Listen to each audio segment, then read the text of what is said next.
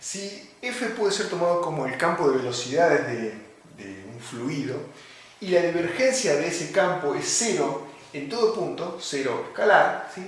Decimos que el fluido es incompresible. Eso lo explicamos o lo discutimos en el primer ejemplito que dimos, en el ejemplito unidimensional.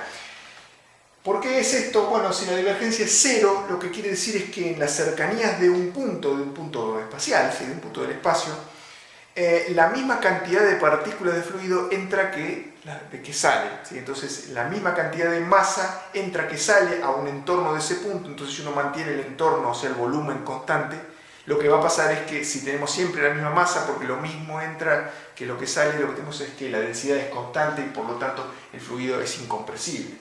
Entonces, un ejemplo de es fácil obtener un campo que sea incompresible, o sea, que tiene que suceder que la divergencia sea cero. Entonces uno puede elegir las componentes para estudiarlo, digamos, la derivada de esto, de este que es P con respecto a X tiene que ser cero, y la derivada de Q con respecto a Y tiene que ser cero. ¿Sí? Si ya directamente estas dos derivadas son cero, o sea, estas dos derivadas, lo que sucede es que el campo tiene divergencia cero y por lo tanto es incompresible. Un caso graficado es este que está acá. Entonces lo que pasa es que en todo punto la misma cantidad de partículas sale de las que entra en el entorno de ese punto y por lo tanto su divergencia es cero. No hay puntos ni de acumulación ni puntos donde las partículas tiendan a escaparse. ¿Sí? Bien. Entonces, como dijimos, un flujo incompresible ideal tiene densidad constante.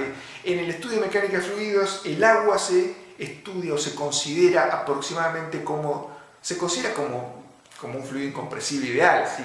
que tiene densidad constante. Lo cierto es que el agua tiene una pequeña compresibilidad, aunque se desprecia porque es mínima. Entonces, en el estudio de mecánica de fluidos, el agua, ¿sí? o los líquidos en general se consideran como incompresibles ideales.